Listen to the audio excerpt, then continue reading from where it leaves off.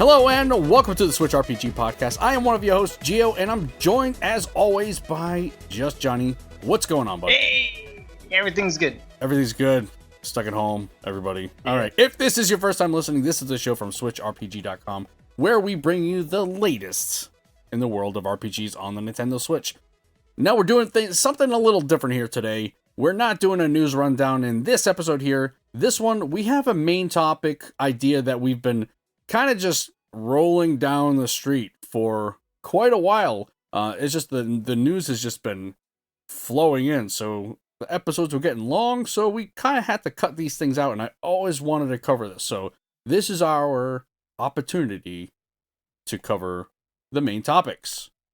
So awesome. So here we go. The main topic, one of the main topics that we wanted to cover, game mechanics that were amazing, but have only been in a single game or series.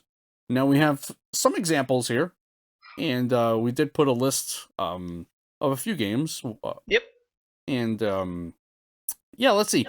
Number one. I mean, this one is pretty obvious, I think. This is like the go-to. It has to be, right? So Shadow of Mordor, Shadow of War, the Nemesis system. Yeah. Now, when I first played this, I actually started off... No, I did start off with Shadow of Mordor. And this Nemesis system, like, popped up. I had no idea, like, this was a thing. Like, this was so unique and so awesome. And they actually expanded on this Nemesis system in Shadow of War. This has got to be, I think, one of the coolest game mechanic that I've seen out there, to be honest. Well, I mean, what are your thoughts on it, right? Yeah, it was such a well implemented, limited system in Shadow of War. I didn't play Mordor. Mordor's the newer one, right? I get those confused, to be honest. Well, I played the first one. Okay. I did not play the second one, the sequel.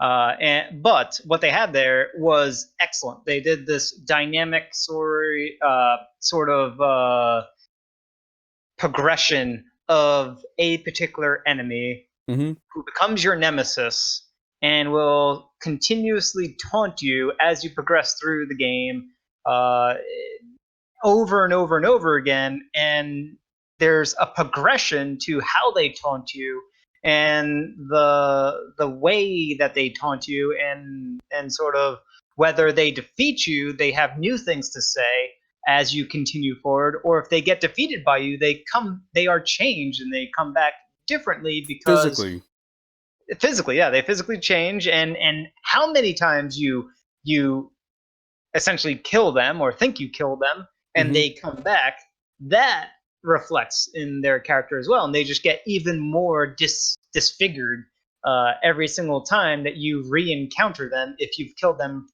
before. Right. And I mean, I'm not even entirely sure how you would implement this in another game, but like you had said, I think it's like the way they did it, and Shadow of War is the second game. I think they implemented it like perfectly. They must have worked through it like a million times, and I don't even know how they would do it. Like there's so many different outcomes and different things that the player like choices, like it's so random how people play, like the way that all the information is there for the developers to use. It's just these developers were the ones that saw that this particular set of information was available to them to actually use, right? When a player is attacking someone, you as a developer, you're going to know exactly what ability they use to land the killing blow against a certain enemy. Okay, and then you... And all they need to do is basically build a database of associations. So enemy, and it's just they don't have a name for the enemy. It's just they have a random name generator, and the first time, the way I think it works is the first time some random enemy kills you in Shadow of Mordor, they give that enemy the stamp of nemesicity, And they Stamp up. keep track. Yeah, I like that. I like it. I'm gonna write that and down actually. they track the ability that particular enemy used to kill you, as well as any quirks, because they do have a quirk system in on the enemies within Shadow of Mordor, but also the location. The developers are going to know, right? They know your placement within the game world, so Right. they can leverage all of these environmental factors to build essentially a profile that is going to get added to as the game progresses. They're just going to keep on adding more and more little tags to this profile, this enemy profile that grows as the players progress. I'm not certain that this is how it would work or how it does work, But yeah, but this is you've how given I yeah. would get it to work. Sure, sure, sure. Yeah. And the longer that your nemesis, the person who you've killed, or they've killed you, um, the longer they stay alive, the higher in rankings they get in their what would you call it? Their war rankings, like captain, bodyguard, Yeah. like that sort of war chief, that sort of stuff. Yeah, their warlord, war chief ranking. Yeah. Right. So again, they progress in on their end as well. So they're progressing. They take on certain traits. I think you've mentioned it. Certain weaknesses. They become kind of afraid of certain things. They take on. So say Yep. for example, you burn them to death or whatever. They now are afraid of fire or Yep. something like that. So they took like a bunch of game mechanics, like really cool ones, and mished them into this system. And like I said, I think it's one of the coolest game mechanics you're gonna see out there, to be honest with you. Yeah, and how they could sort of take it further in RPGs for that matter is to sort of make these seemingly random nemesis, right? Whatever it is that is getting the stamp of nemesicity, give everything, all NPCs, the ability to gain the stamp of nemesicity. But the stamp of nemesicity is not necessarily combat based, it's going to be based on interactions, and those interactions being remembered and recalled upon. Now, Okay. that's difficult to do, Yeah. uh, but that is how you would take it one step further, because think of it like this: an NPC comes with some sort of profile, some sort of bio, and that profile is going to contain could potentially contain unique things like this NPC is in charge of this store, or is the leader of this town, is the mayor, or whatever, right? And Hmm. if you kill them, right, then the vice mayor, right, becomes the stamp of nemesicity. Or if that character somehow is able to get resurrected, they come back, right? Or maybe you thought you killed them, they didn't actually die, Hmm. and now they hate you. They put a warrant out for your arrest, and then you get trialed if you ever get caught. And by caught, I mean you get attacked and you lose in combat, you get knocked out, right? And instead of a game over screen, you instead appear in court, right? They've done this in, I think, Oblivion. Or is it Not Oblivion? not with combat though. I Okay. think with like if you were stealing and they Yeah. Well, actually, if you get caught I think, stealing, you go to like jail. yeah, you go to jail. But I think if you get caught stealing and the guards chase you and kill you, you just get knocked out and you wake up in jail. Yeah. I think that happens too. I think I that can't happens remember. in Skyrim as well. I think. It's been a while since I played Oblivion and Skyrim. Yeah. Yeah. I hate. That's one of the RPG tropes that I really dislike. Is getting caught by whatever police or guards or whatever, and then get put in prison, and you got to break out of your cell. You just see that in so many RPGs, and it's just it's one of those things that just kind of irk me. But Yeah, the Nemesis system, right? It's what it actually is a bondage between you whoa, whoa, and whoa! some. This is a G. rated podcast here. So, I mean, I'll I'm let you using it in the right way. You're thinking of it in the wrong way. I'm gonna let you continue. I might have to edit this out. Go ahead. Really? No. So it's a bondage between the player's character, and whatever gets that stamp of nemesicity, right? So there now forms that stamp forms a bond, a link between the two, hmm and that link is going to be extrapolated on and iterated on storyline wise with some degree of meaning, right? And the developers are controlling what that meaning is going to be, what the actual ramifications of that bond between the two of you is going to be. But the Nemesis system does it in a antagonist protagonisty right type of hmm way, whereas why not do it in a instead of rivalry, why not do it in camaraderie kind of way, Okay. right? Yeah. Why not have any NPC be a party member Wow. instead of having bona fide party members? I think there is I can't think of it off the top of my head, but I think there is a game that allows Octopath Traveler. for that. Is it Octopath Traveler? That's the No. one I could think of. That allows any Yeah, you can randomly recruit NPCs, like random nonsensical NPCs, to to fight assist you in combat. They're assist not you. an official party member, I but gotcha. Okay. you can do that. It All doesn't right. take it to the degree that You I want it would to be. love it to. Right. Yeah. I gotcha. Well, yeah, I guess you could do it that way, where anybody is recruitable and whatnot, but I guess you'd have to play Octopath long enough to know that. Yeah. I did not. But yeah, so the Nemesis system, probably one of the most unique things, and why hasn't this game been brought to the Switch? I think people need to be playing this game on the Switch. Yeah. I mean, they could bring the Shadow of War game to the Switch. I mean, Shadow of Mordor was the first one. They could right. easily bring that one. Shadow of War, I think, was early enough on in Xbox's life cycle Yeah. where I feel like it could work. It could work.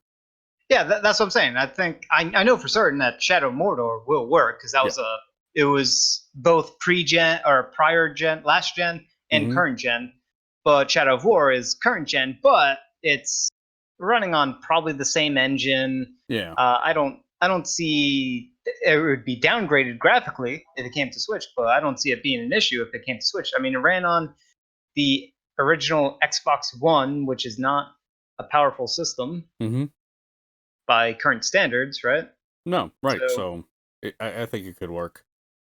yeah, All right, moving on to our next game mechanic, and this is another obvious one, and it was the first one that I had thought of when we kind of brought this topic up. Darkest Dungeon and the quirk system. yeah. Well, Negative. there's a lot. Oh There's my. a lot from Darkest Dungeon that could be Oh right. done with again, but Mm-hmm. but the quirk system is probably one of the bigger ones. Yeah, and I didn't know that this. I'm looking at the list of quirks. Yeah. I didn't know that there were this many. There are so many positive quirks and negative quirks. Now, if you're unfamiliar with Darkest Dungeon, I really highly recommend picking that game up. It can be rather difficult. Do not fall in love with any of your party members, because they could possibly not make it. Now, what's interesting about the quirk system is that it's gained as you run through a particular dungeon. And can you gain a quirk in the middle of a dungeon run, or is it Yep. at the end? Okay. So I thought it was at the end of a dungeon It's run. definitely on the end. I'm just trying to remember if you gain a quirk midway through. I think you can. Okay. Let's see here. Type name. Well, Effect. with quirks, whether or not you gain them during the dungeon run or at the end of a dungeon run, what happens is you're hit with a quirk, right? And for example, here's one here called anemic. It's a negative quirk, and you have -10 bleed resist. So your character will now have -10 bleed resist throughout its entirety of its life. You can get rid of negative quirks, right? Yeah. So you can You gain them during. okay? Now, I'm reading the thing. Yeah, there's depending on what you're doing when you're exploring the dungeon, you can definitely gain additional quirks without even completing the dungeon in and of itself. Okay. Yep. Okay. Um. So and some of these quirks do say, for example, you bring a that same character with negative quirks, and this is what I love about Darkest Dungeon. Say you bring a character on with some negative quirks, there are some actions that will happen that you can't control at all because of the negative quirks. And that I think is one of the best parts of Darkest Dungeon is kind of like this all right, do I take this character who potentially, will fail on every single trap that we encounter, or or do I have a choice of recruiting another character? Like, there's so many different things that you can do in this. Now you've played Darkest Dungeon, right? Oh yeah. Yeah, so you may have played more than I have. I have not beaten Darkest Dungeon. I have not. So have You're you? breaking up a little bit here and there. Oh, I'm sorry. Can Didn't you quite hear you. can you hear? I said I've not completed Darkest Dungeon. Okay. Have Yep, you? I can hear you now. Have you completed it? I have not completed it. It is I have beaten the Darkest Dungeon, but I have not actually completed the game Okay. because you have to beat the Darkest Dungeon multiple times, and it is a grind fest in Yeah. order to do that. Right. You have to go through over and over again and solve and sort of satisfy a couple of different quest oriented conditions, and I'm on that track, but I haven't completed it yet. Once you Okay. complete it, I'm assuming that's the end of the game, but I have beaten the Darkest Dungeon, which is the last dungeon in the game. Okay. I mean, we'll say for the sake of argument that you've beaten it. Um, would you say that the quirk system, like, how what's your opinion of the quirk system? It's really good, but there's a lot of, so there's also the positive quirks Yes. and there's the negative quirks. Uh, and there's reasons to sort of manipulate those, and they give that to you when you're back at your home base, different places and locations to sort of add and remove the quirks. But the problem with the quirk system is that the the prices that they set to add and remove to manipulate the quirks, gaining them is, it's really easy to gain them, but to manipulate it to allow the player to sort of min max their quirks, it's so expensive, and that expense is not cost efficient based on other things that you could do to spend your money on in the game. So what that then has you do is abandoning or getting rid of that character. No, no, no, not at all. Because none of these quirks are so strong that you're gonna want to drop the character. It's Okay. just that some of these quirks are, and some of the quirks are just not strong enough Okay. to negatively or positively impact you one way or the other. And what it ends up coming down to is you just gain a bunch of quirks and you try to assess, like, am I okay with having this particular quirk on my character? If I am, then cool. If not, should I pay this crazy amount of gold in order to remove that quirk and roll the dice again to get another positive or negative quirk that may ruin things? And what it ends up being is the good quirks to get to roll the dice on, the good negative quirks to get are the ones that prevent you from doing stuff in town with that character. Like Yeah. the ones that say, like, oh, this character won't drink at the tavern anymore because they're abstaining, something like that, or they will only they can't gamble anymore, or they will only gamble, stuff like that. Those end up being the best quirks to get because they have nothing to do with what happens in combat. And they take up a negative quirk slot. I think And it you're takes only... up a negative quirk slot. Yep. And they do lock in, I think, up to 2 quirks. Yep. The top 2 can get locked, or 1 or 2, or maybe up to 3. I'm not sure how many can actually get locked in, but some of them can get locked in. And if you get those types of quirks locked in, that is the best. Like, you end up getting a really good character, but it's kind of random. It's kind of like Pokemon, where you're getting that shiny, or you're getting like or like Pokemon Go, where you're getting the best, those invisible stats. I forgot what they're called, but getting the best of those invisible stats The to be IVs. rolled. The IVs, exactly. So that's part of the min-maxing, but because it's randomized, I don't really like it. And I think you can, even though it's locked in, the locked in is not truly locked in. I think it's, you can still change it. It's just cost a ridiculous amount more gold to get rid of. remove. Yeah. Yeah. And I was getting the because it actually gets further broken down. I was getting them a little confused, right? So you have your positive and negative quirks, but then you have some forced interaction quirks, or forced interaction negative quirks. Well, every single quirk can trigger something.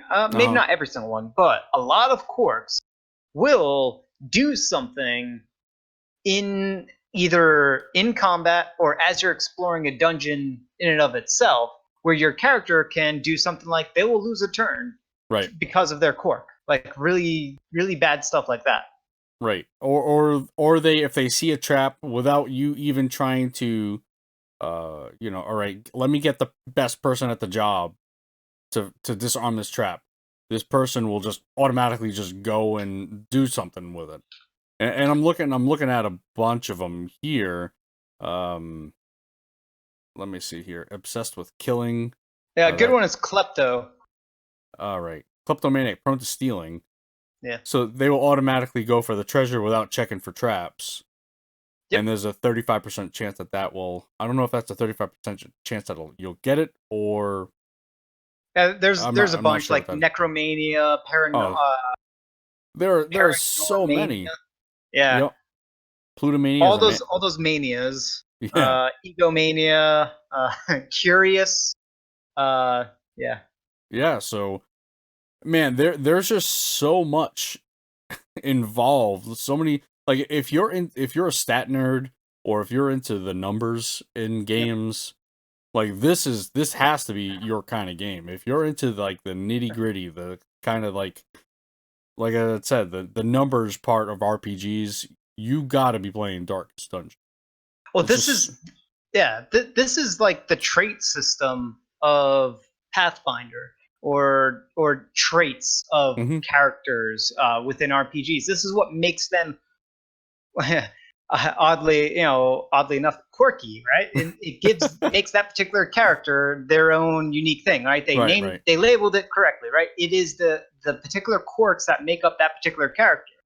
And a lot of these quirks, like the ones where they're prone to stealing stuff, right? A lot of these quirks, those are actually the good quirks to get. You want those types of quirks on your character because it means that they will not mess up in combat. Those types of quirks, right? Those aren't it's kind of like related. Right, it's out of combat. Right. Yeah. The worst ones are probably the stress quirks, because stress is probably trying to manage that can be a problem. It is definitely the biggest.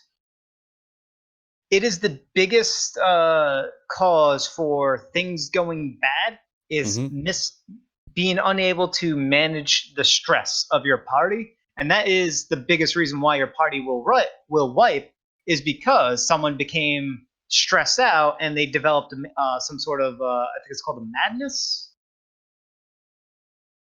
That sounds right. I'm not sure if it's madness though.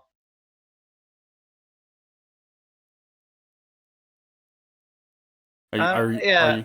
you researching? Hmm. Yeah, I'm trying to figure out because there's virtues and then there's the opposite. So, and virtue is harder to proc. I just can't remember what the opposite to that is. Let's see here. I don't know. I'm still looking at our show notes here, and stamp of nemesicity is still here. Okay, good. um, So let's see. Oh, resolve is when you overcome stress in a positive way.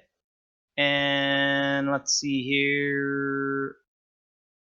Oh, wait, no, wait. Become virtuous. Yeah. Okay. Stress. Stress. I'm trying to. It's not listing the word. Uh, afflicted. You become afflicted. No. we'll wait. We'll wait. There are so many words here. I'm trying to find the right one, and they are just not listing it. This is an affliction. Okay. It is an affliction. Okay. Yes. Okay. It is called affliction. And there's a bunch of different afflictions, and these are kind of like quirks, except they are temporary for that dungeon. Okay. But And so throughout they go away then. they will go away. So throughout the entirety of that dungeon, once you build up that stress high enough, you gain an affliction, Mm-hmm. and those afflictions are way worse than the quirks. Right.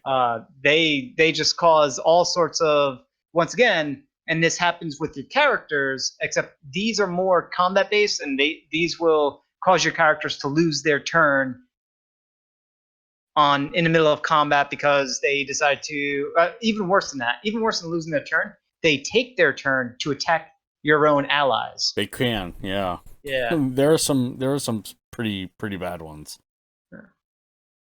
Well, But for this command uh, mechanic, this quirk system, they could definitely take this and bring this over, and they should, to a lot of other games, a lot of other RPGs. mm-hmm. I hope they balance it in a different way. I mean, a lot of RPGs do have like traits, but they don't. Darkest Dungeon made it more impactful and significant and something they had to pay attention to because the difficulty of the game was set on such a harder slant Right. that you're kind of forced to pay attention to these quirks. Mm-hmm. And it's more important to pay attention to the quirks when you're building the party that you're going to take out to a mission. Right. And it's just a matter of you knowing the area that you're taking them to, the enemy types you're going to encounter within that particular dungeon, and then building the appropriate party that doesn't have enough negative quirks that is going to make them do poorly within that dungeon. Right. So you're trying to maximize their potential for success within the dungeon. Right. It's all about efficiency. Min-maxing, yeah. Min-maxing. Yeah. Like I had said before, this is one of the. It's got to be one of the Stat Geek's best favorite RPGs. There's just so much going on with it. All right, another game mechanic, and I'm sorry, going back to Darkest Dungeons. Yes, that can be implemented in so many RPGs, but you're right. It has to be balanced in such a delicate way where it won't change the not necessarily change the difficulty of the game, but it won't really in one a lot. And I'm talking a lot of your longer RPGs. I always have those in mind. So if you have a lot of these negative quirks or traits sort of stuff, if it's really negative, that could be really impactful on a long run RPG where it would just be really hard to manage if that makes any sense. All right. So next we have another cool game mechanic, the sanity meter in Eternal Darkness. Now, Eternal Darkness is not an RPG, but I think it's got a lot of cool things. Again, depending on how you play that game will depend on how this sanity meter will affect you. And what I really like about the sanity meter, I mean, when I did play the game, you can really control your sanity meter where to the point where you don't even have to worry about it. But the best things happen to you when your sanity meter is at a point where things start happening to you. Oh yeah, I definitely. think that's and I wish they had balanced it in a way where it was really hard to manage your sanity meter, because I think those things are so cool. For example, you just walk into a room in a certain situation, you have a certain you say you're carrying a gun and you enter the room this way or whatever, something happens. You just start shooting, or you just start, something happens. There were quirks that, kind of dates itself a little bit, but it would start changing the volume on your TV. Yep. There were things where it would change video inputs, and you'd see that stuff on the TV, and it does kind of date it a little bit.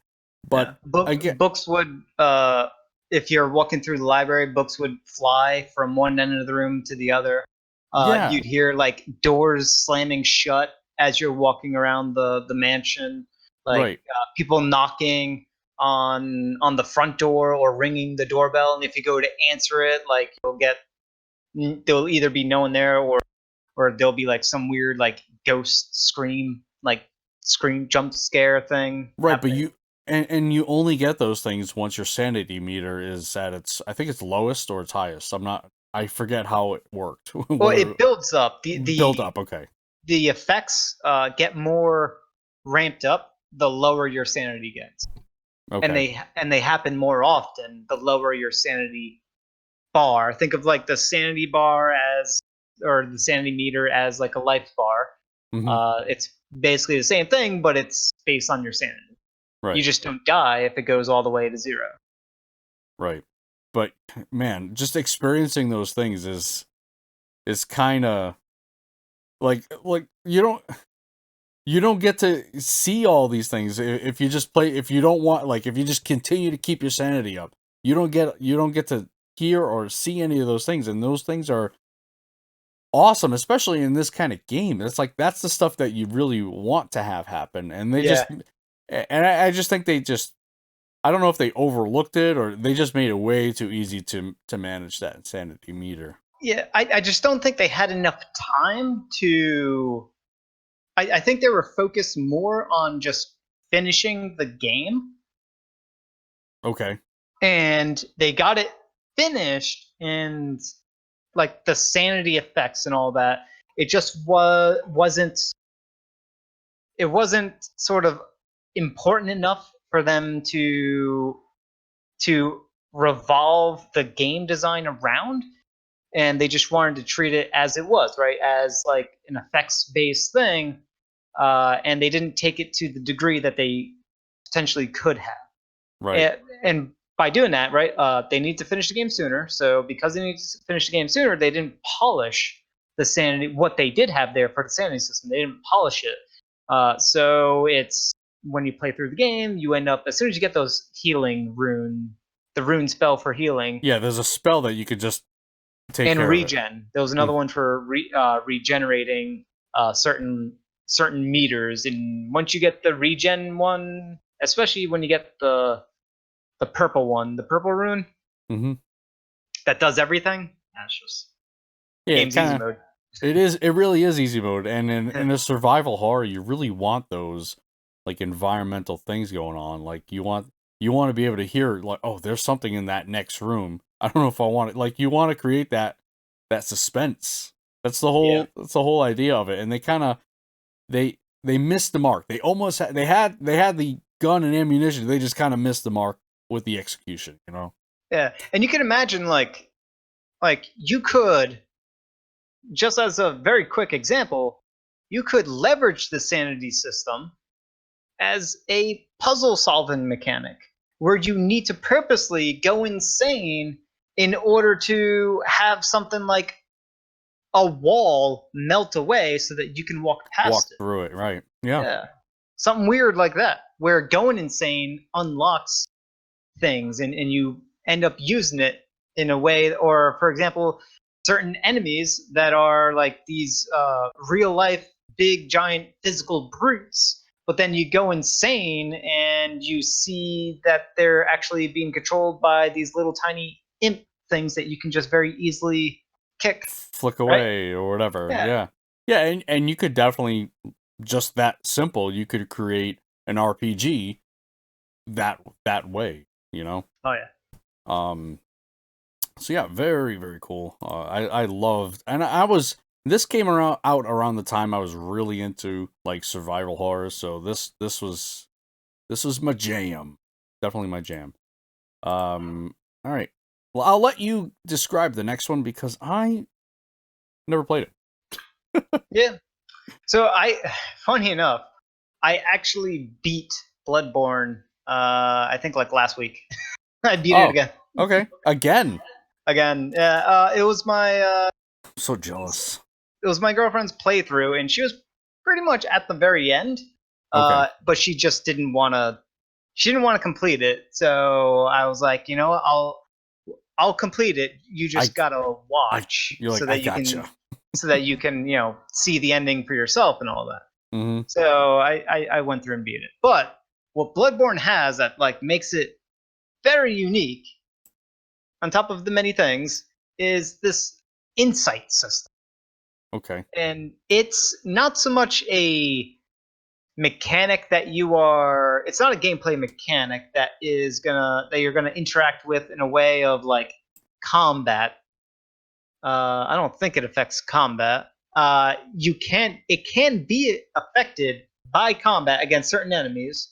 There's like certain enemies that can actually remove insight from you, Okay.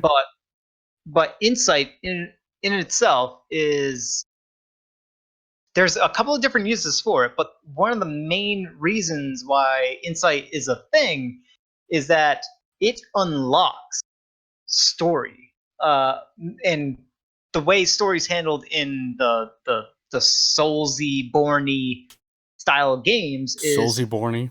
yeah, you gotta explore the story. The story's there, but you gotta find it. And Soulsy Borny. I'm trying to spell and that. and in Bloodborne, the the story is there, but you gotta find it. And if you have insight, you can find it sooner. So if you can find ways to increase your insight sooner, Mm-hmm. then you will end up discovering things that you normally shouldn't earlier on in the game and earlier on in the storyline. And you could imagine how wild that would be in an RPG where, yes, there is the story. You will encounter everything within the story, but you could encounter things earlier in the storyline if you built up enough of something, whatever they want to call it, but let's just say insight. And the more insight you have, the more story you're going to get earlier on. Think of Mm-hmm. it like a Fire Emblem as a great example. Fire Emblem Three Houses, where you don't know, you have to play through the game again in order to understand the other parts of the storyline that you Right. didn't get the first time through.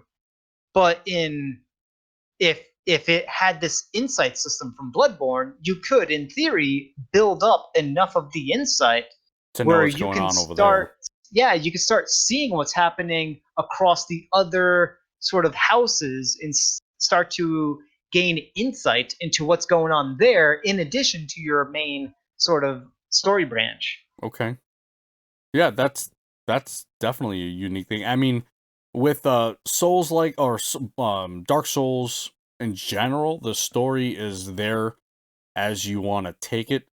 Pretty much, you're needing to read through a lot of the lore. It's very lore dense, so you're taking in as much of the story as you're willing to get, Yeah. essentially.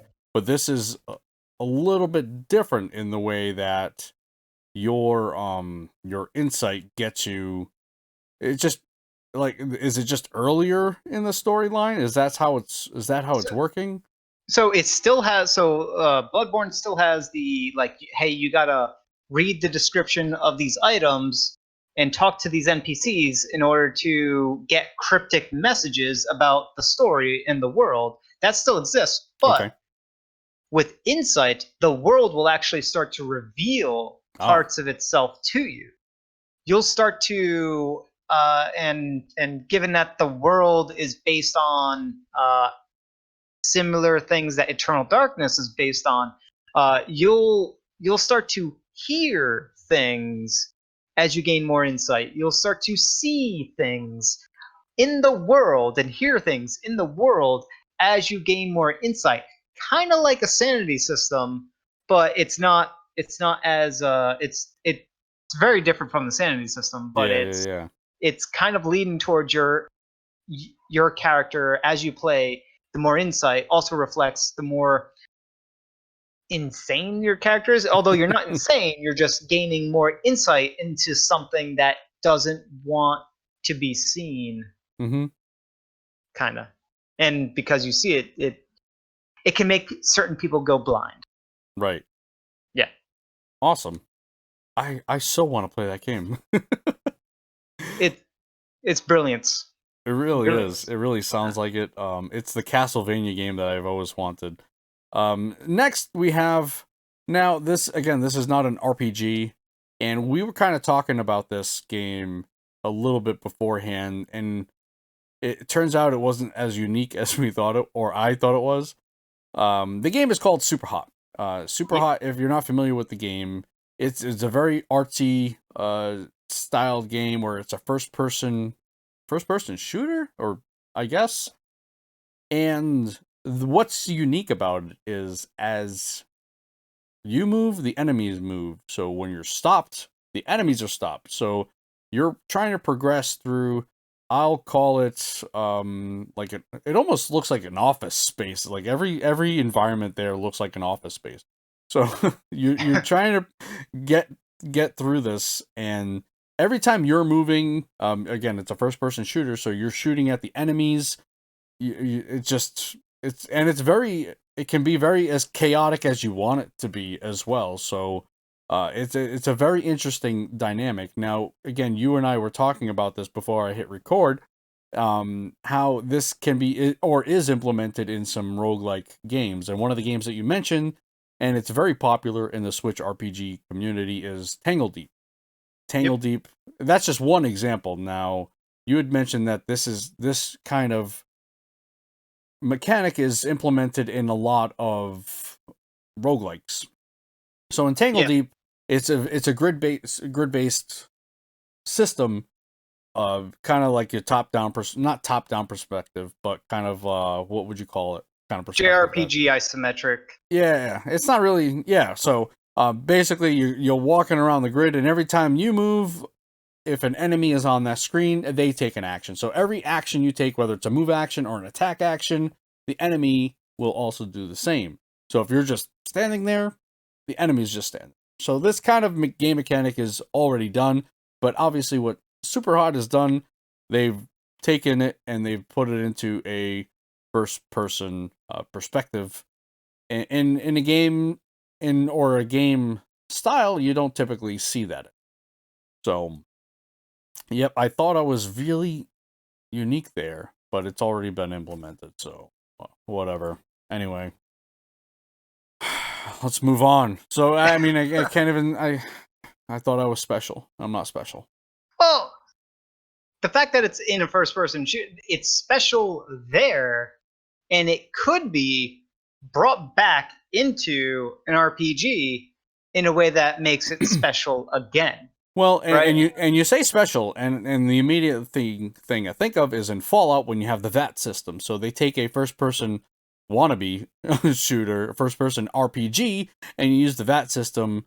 Where in Fallout 3 the enemy just stops, in Fallout 4 the enemy continues to move ever so slightly. Yeah. So they kind of do that a little bit in the Fallout games. Yeah, it's if they were ever to, because this one, the flow of time is very dynamic, where it can go fast, it can go slow, it can, and you sort of have control over that based on your the movement of your own character. Mm-hmm. And that is a much more fluid and analogous thing to control. So to sort of put that into a gameplay mechanic, you kind of have to implement it in a similar way, and because it's primarily done in VR, right? In VR, your Right. body is an analog to the world itself, so it's not something that is completely still uh, in certain ways. You're always moving, and you can sort of change the momentum of your movement. You have maybe the analog stick that can give you some degree of dynamic motion, acceleration, if you will. Momentum. How about that? That might Yep. be the correct word That's I'm looking for. that's the word. But that momentum is not in a. It could be controlled as far as like first gear, second gear kind of thing until 80th gear. But it's also not a sort of fluid ramp up, ramp down. And also, how do you control that? It's sort of like having control over time. That's Right. basically what it is. That's what it is. Yeah. And time, you're not controlling time going faster. What you're actually doing is how slow and how fast time is going to progress in between not progressing at all, like complete standstill, and time going normal speed, and being able to dynamically change that on the fly if that was sort of given to you as like the LNR triggers, right? Usually the LNR triggers on consoles and controllers and whatnot are analog in some way, right? The GameCube had analog shoulder buttons. Right. So you could, based on that, kind of like a gas pedal in some racing game, some simulation racing game, right? It becomes sort of a throttle for how slow or fast you want that game to run during combat, during whatever. Now, it seems like the only good application for something like this is in combat or something action oriented, something Right. where time, you want to slow down time, speed up time because it makes sense. Um, there's probably some other ways, but it's really those ways that I can think of is probably for like stopping someone from triggering a bomb to go off, right? You just slap their hand or whatever, something like that. That's the only time that I can kind of think of when you want time to slow down and speed up. Well, But or if something in a crafting situation, if something takes days to make or whatever, you yeah, can speed time up or whatever. But that's been done. that has been done, Yeah. and it's done in a way where it's streamlined to Hmm. get out of the player's way from doing stuff. So you kind of have to develop an entire interesting system in order to want to entice the player to play around with the throttling of time. And probably the best way to do that is in combat, like Superhot does it. Not the way Superhot does it, but as Superhot has figured that if you do it while in combat, it's very interesting. Hmm. And you gotta make it clear to the player to understand why throttling of time during combat is going to be interesting, right? The way they do it, bullet dodging, being able to catch certain things, throw certain things, being able to sort of do basically kung fu matrix style gymnastics, even though you are not a kung fu gymnastic, professional. I know kung fu. Yeah, That's my best Keanu Reeves impression. Sorry, that's all I got. you got to add the whoa. Whoa, whoa. Okay. Um, moving on to another game. It's a game also I haven't played, but maybe you potentially gave me the opportunity to play it. I don't know. We'll see. Paper Mario 2. This is a The Thousand Year Door. Thousand Year Door. This is a very well-known game. And what game mechanic are you bringing to the table here? The whole stage system that they have in there. Okay. I haven't seen it done in any other game anywhere, And the way that they implemented it, maybe because they implemented it so well that no one else can kind of implement the same thing because it would be inferior to how they implemented it, but it is absolutely brilliant. So it is also a combat mechanic, and as you're engaging in combat with some enemy, you're doing that on a stage. And the stage is being viewed by audience members. So Right. they're watching you enact a combat play between some enemy that you walked into in the dungeon, overworld, whatever, and you go into the combat arena. But in this combat arena, there's people watching you do stuff, and you're taking turns, right? Normal, traditional turn-based Mario RPG style combat mechanics. It's Mario and one other party member, and then the enemy or enemies, and you're trading blows. But there's also an audience, and you have to. There are things that you can do that can make the audience applaud you or boo you. And I think it's an applause meter, or it's just an audience meter, or whatever it is, and you build that up. So you want to build up the audience's excitement, because the more excitement they have, the more you gain. I think it's star power. I forgot what they called it, but you gain a meter that Give is Mario tied to SP. SP. Yeah. That's star power. Okay. And the more you gain of that, the more you can leverage these powerful sort of special attacks that you can do, and the more audience. Here's how it is: it's the more you make it exciting to the audience, the more audience members you're going to attract, and the more audience members that are watching this fight go out on stage, the faster that star power meter can fill up.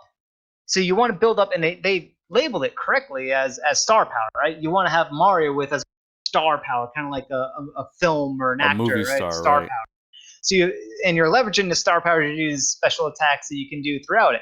But the audience, as if that wasn't a cool enough mechanic itself, the audience can actually interact with the combat, where they could actually have, if they are filled with good audience members like toads, they will actually throw helpful items to Mario or your party member to All help right. them. Like they'll throw a heal at Mario.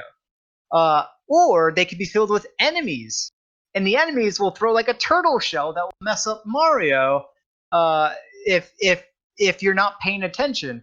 And you have to look at the audience and who's in the audience and see if they're carrying something that's going to sort of throw a literal monkey wrench, maybe not a monkey wrench, but like a turtle shell, Right. to mess up your combat with the actual enemies that you're dealing with on stage. And then in addition to that, the stage itself has props and staging elements. And as you do damage and do certain attacks, you can cause parts of the stage to fall apart. Not only enemies can do that to make parts of the stage fall on Mario, but you can have parts of the stage fall on them as well. So the stage becomes interactable and something that you got to be wary of in the middle of combat, in addition to the audience and building up that audience meter. And there's if you're paying attention and there's like an audience member that's about to like throw a harmful item at you, you can actually hit a button that causes Mario to run off of stage into the audience and whack the audience member with a hammer. This is all new to me, and this game's been out for forever, right? And this is all new to me. This is another example is, okay, Xenoblade Chronicles Definitive Edition is coming out. Many people have played that. Yep. I'm going to be experiencing it for the first time, and I need to experience Paper Mario 2 Thousand Year Door. I need to play that game. It's just the way you describe it. It's definitely something I would absolutely love. I've played Color Splash, but this sounds like it's a lot better. It's one of the best RPGs of all time, and it's by far the best Mario RPG Hmm. better than the original Super Mario RPG. It's Yeah. better, and that's an amazing, amazing game made by Square Enix, right? Yeah. Beloved. It started the franchise, but I'm sorry, Thousand Year Door did all that and better, and then Right. some. The storyline is just way better in not in a serious way though. It's just better writing, better. It's more comical. It is absolutely brilliant. Yeah. Yeah. It doesn't take itself too seriously, you know. Man. Not all, and not does it take itself seriously. It has so many inside jokes that only that only like bona fide Nintendo fans, like people that have played Nintendo games for a while, they would get. They Hmm. would understand these sort of like seemingly like Nintendo inside jokes that only Nintendo fans would get. They have them speckled all throughout the game itself. It is brilliant. I just really hope with this 35th anniversary of Mario that this is one of the titles that they just shadow drop. Just all right, it's available, you know. Yeah, Here you go. or a true sequel to it, Or a true sequel. But because that's the rumor, right? that was one of the rumors. But here's the thing though. They could potentially get rid of this audience mechanic, or they could potentially, color splash style. They could potentially just ruin it. Yep. I do want to be able to play this, so yeah. Yeah, it's that stage thing. I don't know if you saw a screenshot or a video of it, but look on like the combat on the bottom left. That's there's a number there. That number represents how many people are in the audience. Okay. In case you're wondering. So like it's literally the stage and the audience is a major mechanic of combat. It only comes into play in combat, and Mm-hmm. it's there, and it just enhances a traditional turn by turn. You go, the enemy goes, your partner goes, etc. style gameplay system. It just enhances it that much further and makes the experience just really fun and interactive. And I'm just surprised that they haven't done this in any future Paper Mario game, or Mario and Luigi game, or any other game that, I mean, there's so many games that have riffed on Nintendo, very popular, very well executed Nintendo properties. And I'm just surprised that this particular game hasn't been riffed on, or at least this mechanic itself Right. hasn't been riffed on, because it's absolutely brilliant. It really is. It's just kind of got that surprise kind of element to it as well. So yeah, I gotta get on it. I gotta get on it. Put it on my list. Put it on my Yeah, list. yeah, you need to, man. This Paper Mario 2 is just, it's gold, Yeah. gold, and it's short too. I'll get there. I will get there. Well, it's not short, but it's shorter than what you would expect for a Sure. big RPG. Sure. All right. Well, at some point I will. Now, next on, and this is kind of the last one here. Now, the way we originally had it listed in our show notes was it systemic/dynamic story progression. Yep. That's all we had. And we actually made sense of that.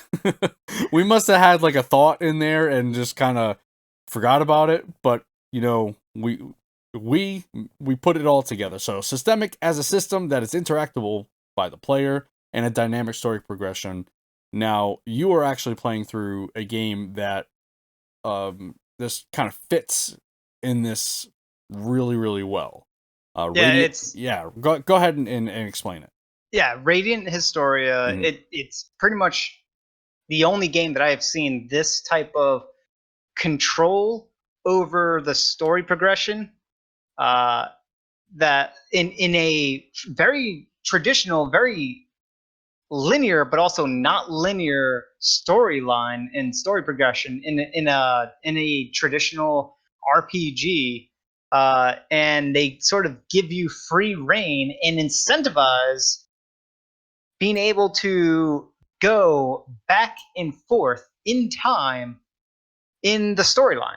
Mm-hmm. So you can actually progress through, and there's multiple storylines too. So, and by multiple storylines, what I actually mean is not multiple storylines like multiple threads. There's multiple. There's an alternate history that happens with the storyline. So the storyline happens pretty much on like two major arcs, two major paths that happen in parallel with one another and at the same time as one another, but based on something that happened early on in the storyline, it caused a deviation, a branching of time, leading into alternate universes, if you will, or alternate histories, Mm-hmm. as I said. And at any point, you can jump between these two segments on the parallel, on sort of while being persistent with time as it progresses forward, but you can also go back in time at many, many different locations.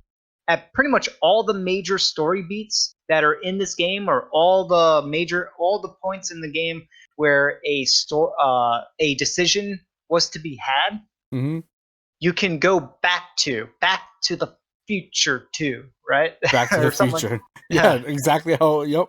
it's exactly that. You can go back, and depending on how you progressed in the story, which is weird to say because it's your progression through the story is tied to your progression through getting new unlocks.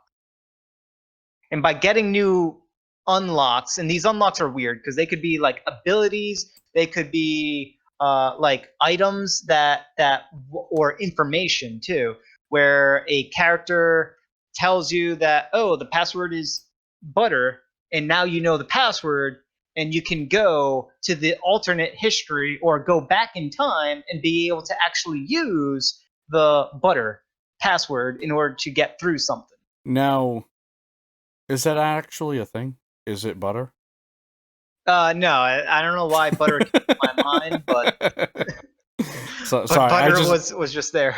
gotcha. I just needed to know. Just needed to know. All right, cool. Butter. Yeah, But yeah, and go yeah, ahead. yeah, and you're going back in time to also progress earlier parts of the storyline in different ways, and then that could lead to something and can loop back into the same main timeline, but with an alternate outcome in the future. Right. Now, how? I mean, this definitely sounds interesting. How is it playing it though? Is it just padding game time, or is it really interesting to play this? So it's interesting because the story is interesting. It's actually Okay. they do have some lighthearted characters here and there, but for the most part, the story itself, it takes itself very seriously. So Okay. this isn't like this won't be like a Paper Mario 2 story, right? It's gonna be Right. there's a lot of depth there. There's a lot of intrigue. Uh, there is, characters will die, and they will die over and over and over again, and sometimes you gotta let them die in order for the story to progress, only to then eventually be able to go back in time and actually save them from dying. Oh, wow. There's like weird stuff like that. And being able to just go back in time, forward in time, somewhere in the middle of the timeline, pretty much every single save node in the game, and there's lots of save nodes speckled throughout the world, right? Because they want you to save often. Mm-hmm. At any point, you can go to the save node and go back into this. It's sort of like this hub world called, I think it's called the White Chronicle. I'm not sure if that's what it's called. Might be Sounds called the White Chronicle. You can go Chronicle back. time. Sounds right. Yeah, it's like that time zone in Chrono Trigger. You can go back to this sort of hub, this nebulous universal time doesn't exist hub, and you can then look at the timeline of the of how things play out and be able to go to any other save point in the game at the relative point in time that your character was there at the time that took place for your character. It's a little weird and hard to explain, but No. It definitely makes sense. It makes sense to me. yeah. Now, the only thing I really was concerned about is like, do they tie it in well with the story? Does it all make sense? Is this just making a 10-hour game into a 50-hour game just because you got to go back and replay it without really caring about anything? Well, there is a, if they are padding it, they are padding it with story, because there is a lot of story to the game, a lot of dialogue, a lot of events that happen. There's multiple chapters, so as you progress, you're progressing, and every major set of events that happens is its own chapter, and you're going through chapter after chapter. But then you can go back in time and save, and now you used to be at chapter 5, now you're back at chapter 2 again. And now, how much does it utilize, and there is a reason why I'm asking this, how much does it utilize the second screen? Does it utilize it a lot? Yes. The bottom screen, the touch. It's more of a kind of like a I would say like the map in Castlevania DS games. So it's just showing you where you are on it's a map? Supporting information. All right. The reason why I ask is I'm not saying it's a map. It's just supporting information. Could that information be in like a mini map or a HUD in a top corner or something to that effect? I don't think there's. Yeah, it absolutely could. I don't think there's anything that's too critical that's on that second screen. It's really just displaying more information. Okay. On the second screen, during combat, that bottom screen shows the sequencing of turns, which you can manipulate, and that is kind of important. But I don't think there's any like touch screen stuff that happens on the bottom screen. But you're saying this because you want this ported. I want this ported. This was so late in the 3DS. This was 2018. This was really turn Switch. Yes, that's what I mean. So I mean, this could really easily be ported over to the Switch without a problem. Especially if those things on that secondary screen are supplementary. That aren't really necessary. The turn order that can be displayed on the side or something. Which has been done in other games. If you need to manipulate it, it's always changing. And so, again, it's other RPGs. There's definitely work involved, though. It's not going to be a straightforward port. Sure, it can be done. And here's the other thing, and here's the big kicker. But wait, this was already there's more. This was all Radiant Historia was on the 3DS, which is called Radiant Historia Perfect Chronology Edition. Mm-hmm. Yep. It's already like a remastering of the same game, so they would have to like remaster it a third time to put it on Switch. Okay. You don't want that? No, I'm wondering if the developers are willing to go through that. Yeah, I mean, it was just kind of a miss there, It's just they were right there. It's right. They were right there. What I think happened is the developers know that they made a very unique like gem of a game, and it definitely is. It is so they have gem something of a game. But they made it on the DS at the end of the DS's life, and it didn't do well. And they thought, well, let's blame it on the DS and the time that we released it, or whatever. Like the audience already left; they moved on to the 3DS. So let's just remake the game even better, and put it on the 3DS, because that's where all the fans went to. And then they did that. Way too late. But they released it. But it was too late. It was way too late. They're just behind the 8 ball there. It's just too bad, because it sounds like a really, really, really good game. And a game mechanic I haven't seen really anywhere else. Yeah, I mean, Chrono Trigger is probably the thing that maybe gets closest, but the thing with Chrono Trigger is, you're bouncing around different timelines, but everything that's happened in those different time frames has already happened. You can't go back in time, change it on the same timeline. Whereas this game, it's one time period, and you can go back in time in the same time period. It is literally Back to the Future of the game, but fantasy world and JRPG. Oh yeah, I wish they would put it on the Switch. Obviously, it would need some working, and Yeah. maybe when the Switch is done and over with, they'll come out with a Switch version. That's just their history.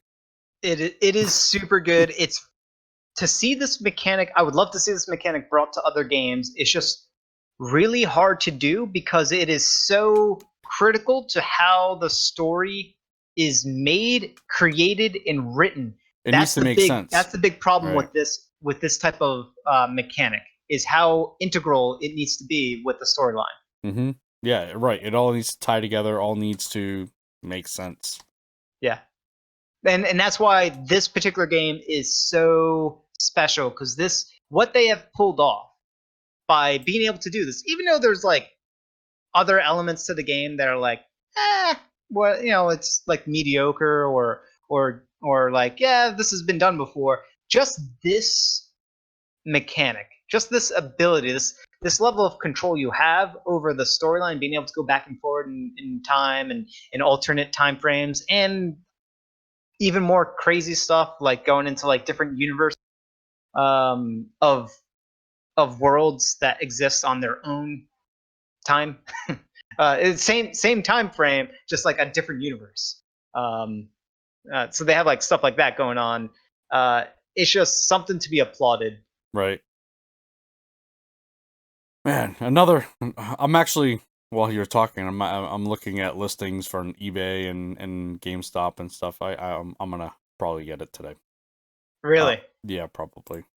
Do you still have your 3DS? Oh yeah, I have a few 3DSs. Yeah. I wish I could stream it too or record it. I mean there is a way, but it's just doesn't work. I need to get a capture carded 3DS, and that's kind of expensive.